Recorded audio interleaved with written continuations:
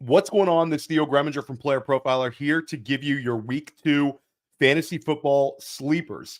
Now, some of you watching this are in trouble and you have an injured player and you need a fill-in option. Some of you are chilling and your team is strong, but you want to beat your league mates to the waiver wire and you don't want to have to bid on these players after they pop off in week 2. You want to be able to be a week ahead, and one of the easiest ways to do that is to grab players in free agency right about now before Sunday's games. For some of you, it's going to take a fab bid. For some of you, you have open free agency. And every player that I'm talking about in this video every single week is available in 70% of Yahoo leagues. So some of you out there are going to say, yo, not in my league, bro. But there's going to be some options in this video for players that are low rostered options. And a lot of times when we grab these players a week ahead, then we're going to be in a position to win. And if anybody read my preseason sleepers article in August, I had J.K. Dobbins, I had Isaiah Likely, and if anybody read my preseason waivers, I had Jordan Mason. So we've been giving you players a week ahead, and we're going to continue to do so right here, week in, week out. Let's say you lost to Jake Ferguson. Let's say you lost to David Njoku. Let's say you lost to Puka Nacua. Let's say you have Ken Walker and he crushed it in week 1, but it looks like he's going to miss in week 2. We're not out here throwing darts and we're not out here taking L's. The fill-ins that we're going to have are potentially players that are in either good situations or have good talent or have a good opportunity, or the game flow dictates that these players could give you a strong week. And we're going to start right at the top and we're going to look right at the quarterback position. And when we're talking about quarterback, it's very low options this week. But the number one option at quarterback, if you're in a pinch, and this player is available in 84% of Yahoo leagues, and we're talking about Justin Fields. Now, Justin Fields was quiet in week 1. He didn't put up a big fantasy number, but the most important thing happened. Pittsburgh got the win on the road in Atlanta. A huge way for them to start the year, get that win. Now they go into Denver for another winnable matchup, but a difficult one on the road. Now, Denver lost against Seattle, but Denver's going to give Pittsburgh a game. And Justin Fields has an opportunity to not only get 2 straight wins, but he has the opportunity to potentially win the starting QB job. So the way that he's being rostered right now at only 16% in Yahoo leagues, it's like fantasy managers are like, you know what? Justin Fields is just going to be out there for a little bit, then Russell Wilson's going to come back. Now, if Pittsburgh flops on the road and Justin Fields plays poorly, then yeah, I think Russell Wilson will have the edge when he becomes healthy to retake the job. But if Justin Fields continues to win, it's going to be very difficult to put him aside. And for us as fantasy football managers, it's not even close. We want Justin Fields out on the field because Justin Fields puts up points. This is a player that's lost a lot of NFL games, but he's also won a lot of fantasy matchups. And last year, Justin Fields lit it up against Denver. 335 yards, 4 touchdowns, crushed the Broncos. Plays them again this week. We had Justin Fields getting 14 rush attempts last week, and George Pickens looks awesome. So he's got a strong number 1 option. He's got rushing opportunities. Justin Fields is a streaming option for you this week. If you lost Jordan Love, consider using Justin Fields. Now, the next one is super, super, super gross. So if you get grossed out by bad players being recommended sometime, go ahead and fast forward about 30 seconds. But the Washington Commanders defense is awful. They just gave up 4 passing touchdowns to Baker Mayfield, and they've had about 15 bad defensive performances against quarterbacks in 17 games. There's some ridiculously bad stats coming out with this defense. They're basically a defense that when opposing quarterbacks play against them, they have strong fantasy outings. Now, that's going to get put to the test this week because it's Daniel Jones, and Daniel Jones has played awful. He was awful against Minnesota, but Minnesota's defense is nasty. Brian Flores has that defense playing strong week in, week out. And Daniel Jones faced a buzzsaw with that defense. Now it's a chance for him to get right. Malik Neighbors is awesome.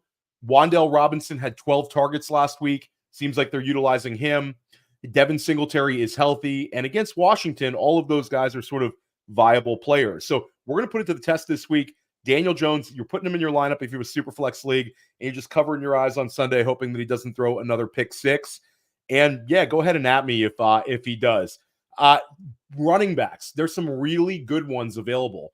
And these are ones where even if you are in great shape at running back for your team, consider rostering one of these players. A number of these players these guys are all in our threshold. There's no cheating here. But in a week, there's a chance that all four of these are 50% plus rostered players. The number one running back for me, I had him as my number 2 option in the waiver wire, is Bucky Irving. Bucky Irving is nasty.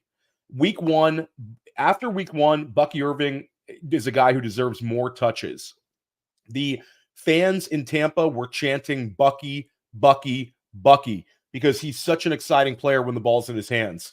He averaged 6.9 yards per carry, badly outperformed Rachaad White as a runner. Rachaad White had like half of his running production on one single run.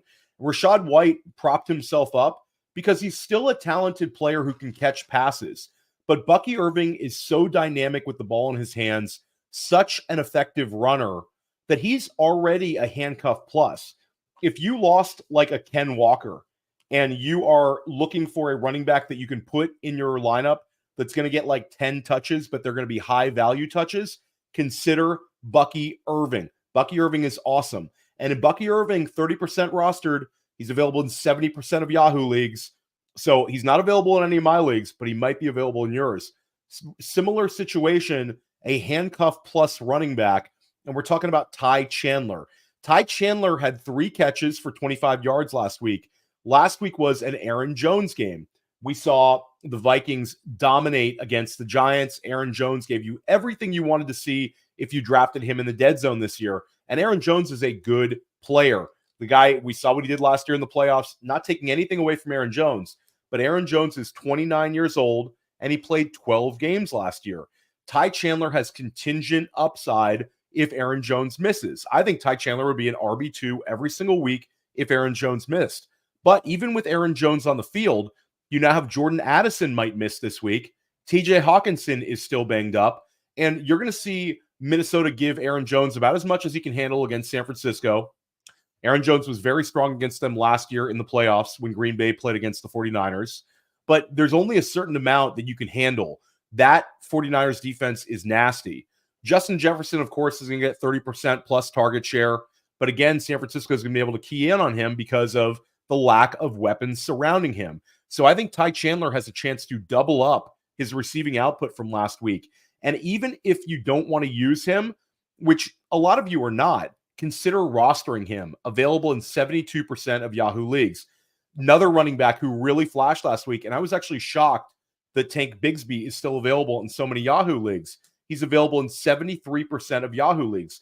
In some of my deeper format leagues, I dropped the bag on Tank Bigsby, made big fab bids to acquire him, and that's because he was a beast last week. 12 carries, 73 rushing yards, badly outperformed Travis Etienne. Now, Travis Etienne, like Rachaad White, is going to get the targets in that backfield.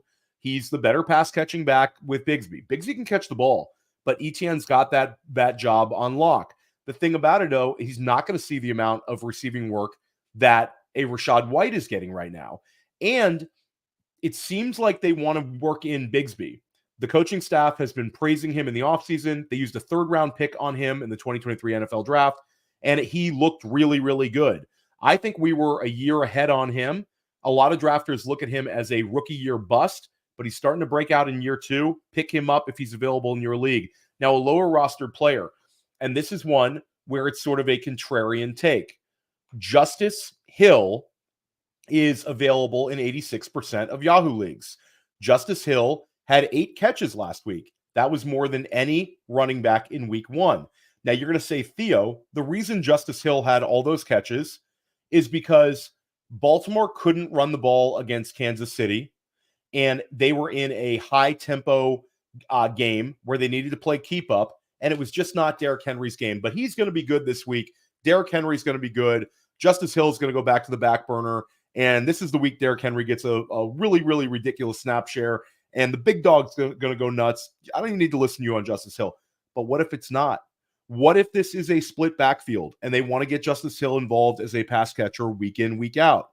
Justice Hill is a player with a lot of familiarity in the offense. Harbaugh has been attached to Justice Hill for a long time, and Justice Hill was a player that Todd Monken has familiarity with as well. Justice Hill, they also just targeted, and he caught 8 passes. So there's a little bit of positive momentum there. Derrick Henry against the Raiders should have opportunities for touchdowns. But there is a scenario that this is a little bit more of a split than Derrick Henry drafters wanted to see. Now, I could be completely wrong on this, but if I'm wrong on this, it's going to cost you nothing. This is a player that in some leagues, you're going to get for a free pickup. You're going to grab him as a free agent after you watch this video. You could spend $1 on him, a $0 bid in some leagues. People are discounting what Justice Hill did, but Justice Hill can catch the football. This is an offense with some offensive line issues. They might be a little bit more dump off to running backs than we've seen in previous seasons with Lamar Jackson. Justice Hill, don't discount that performance. Consider picking him up. Now, we'll switch over to the wide receiver position, and there's some really strong options this week here as well. And we got to talk about Demarcus Robinson. Demarcus Robinson is available in 74% of Yahoo leagues.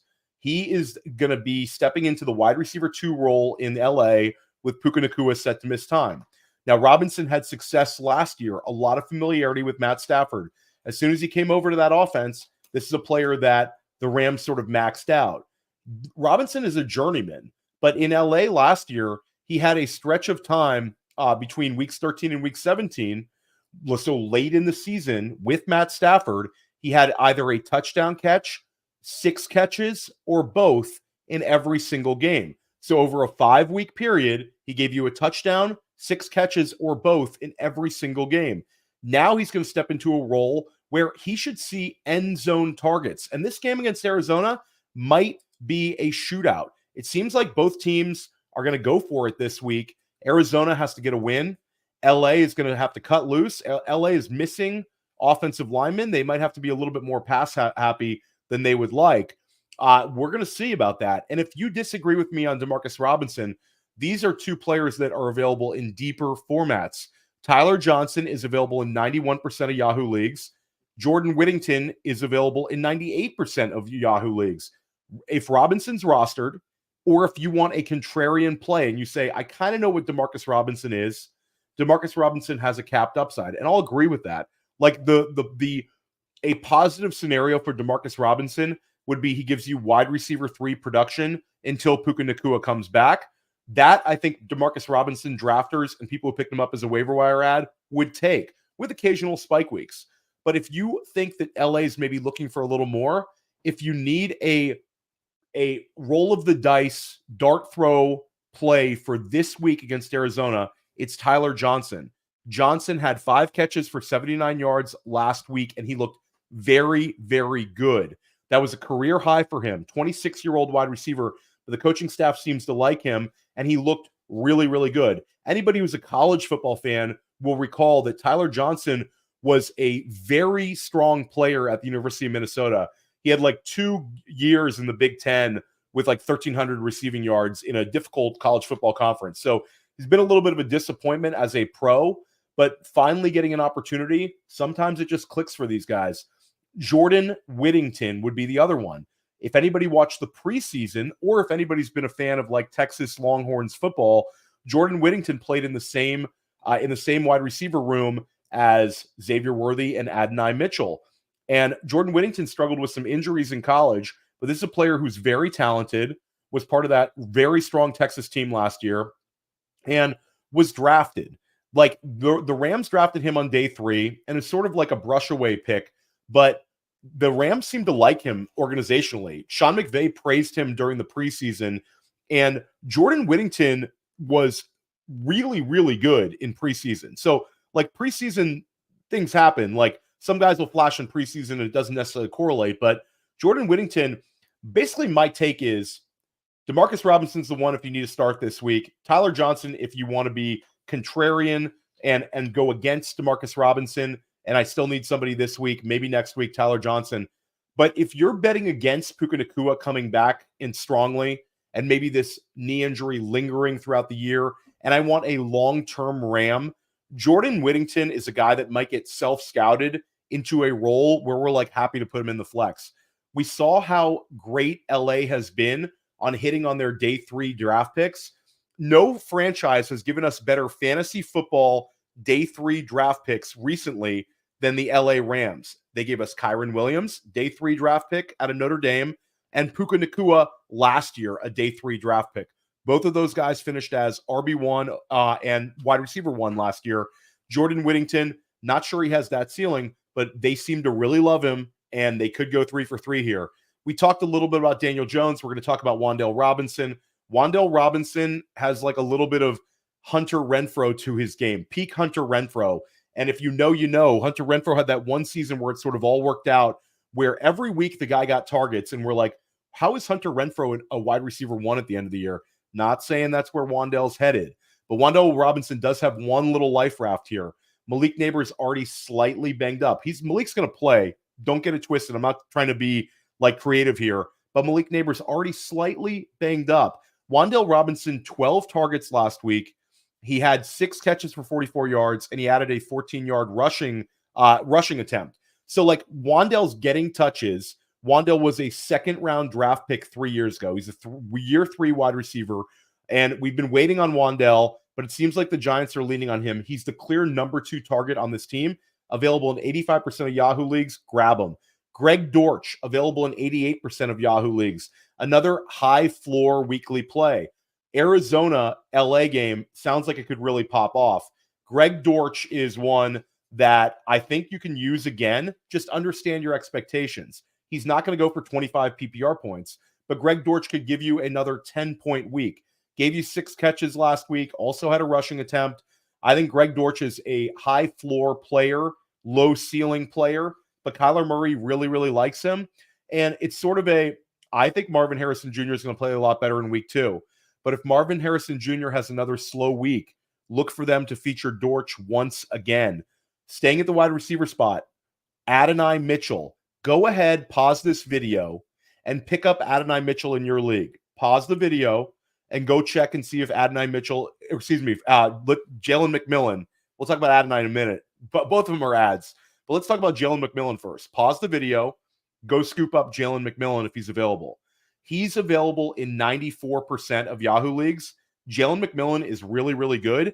He played in over 80% of the Bucs' offensive snaps last week in a blowout win over Washington. He caught a touchdown, 32-yard touchdown catch, but Jalen McMillan, like the final box score was 1 catch for a touchdown. So a lot of people are dismissing it, but I look at the fact that Jalen McMillan played 80% of the snaps.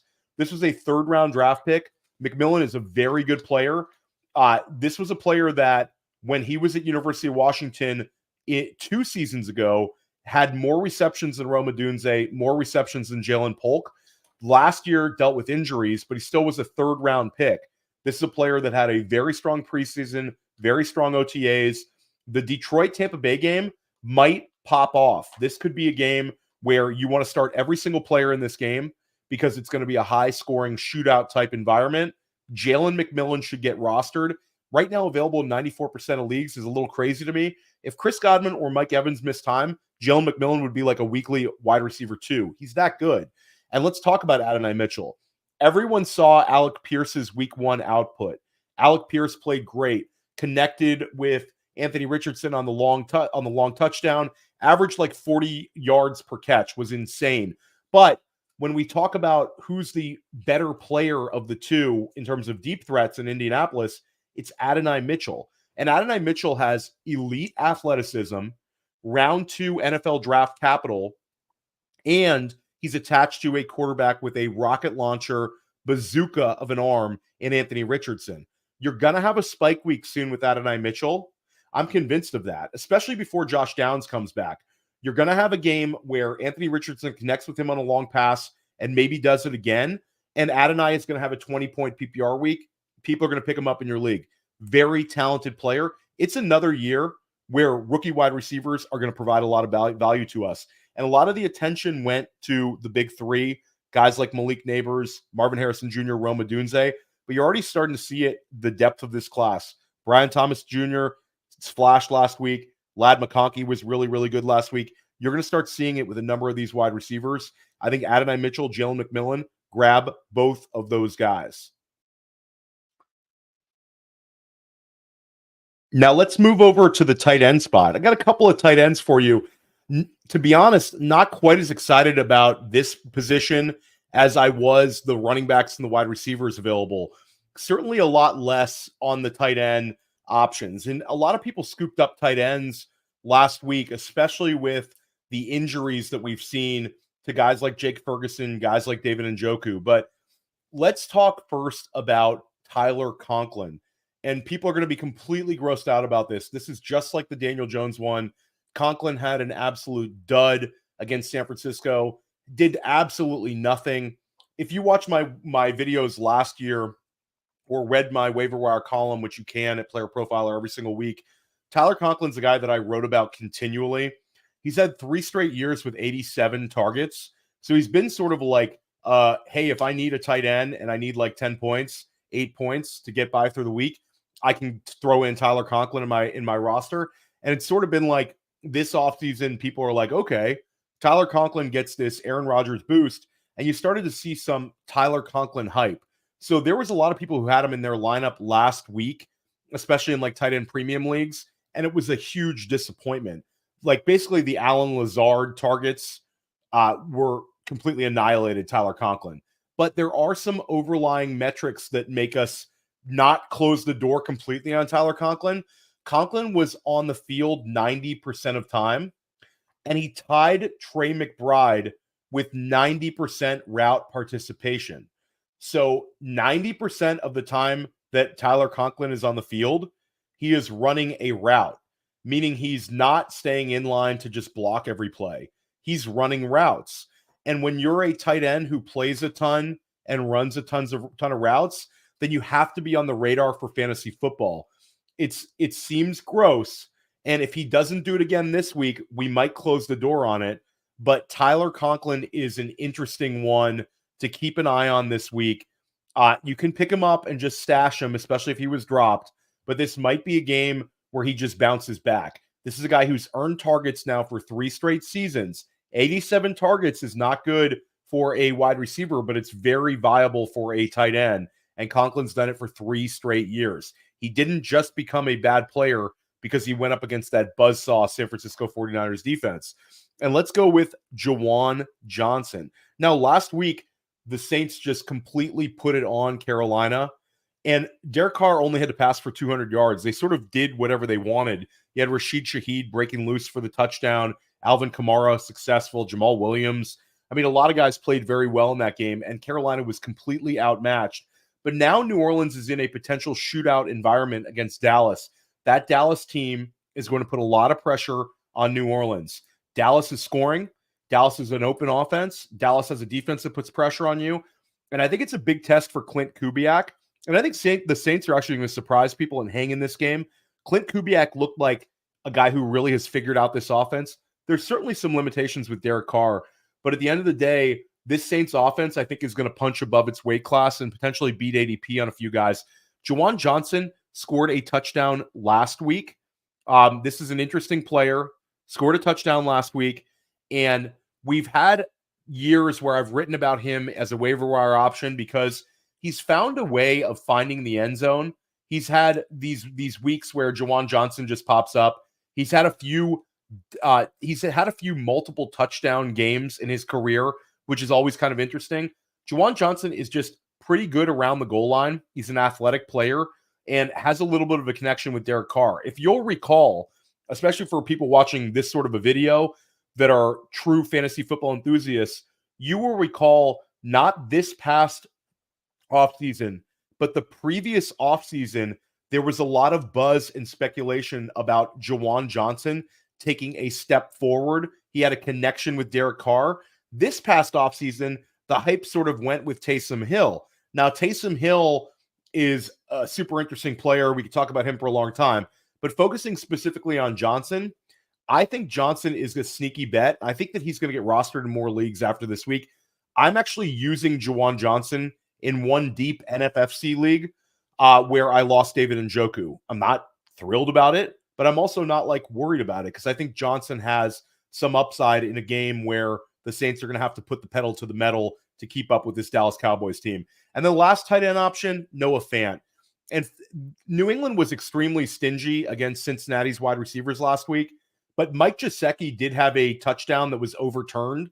So there was a little bit of like evidence that New England could get beaten by the tight ends. You also have Christian Gonzalez shadowing, and Christian Gonzalez has sort of become like one of the best cornerbacks in football. I'd expect that he's going to be on DK Metcalf. Maybe not, but maybe he's going to be on DK Metcalf, and they're sort of going to try to funnel targets away from like Metcalf. You also have the fact that Ken Walker is out, where maybe they're going to be a little less effective, like around the goal line, running the football. Maybe they have to throw a little bit more. So I'm galaxy braining it, but Noah Fant's a guy that we had a little bit of hope that he would take a step forward in this Ryan Grubb offense. Nothing week 1, but we'll give it a chance in week 2. So if you enjoyed this video, smash the like button. And if you want to see more videos like this, make sure you subscribe to Player Profiler. We are going to help you win all season long. I'm Theo Gremminger. You can find all my podcasts, all my videos right here. Find my written work at playerprofiler.com, and we'll see you soon. Hey, I want to take a moment to thank you for tuning in. It's important to me that all of our media be free. This is only possible because of you allowing a true independent sports media enterprise to thrive unlike any other in the business. So please subscribe to the All In Package to continue to make all this possible, to ensure that all of our stats, information, data, content is available to you, especially you, the people that get the site and get the show.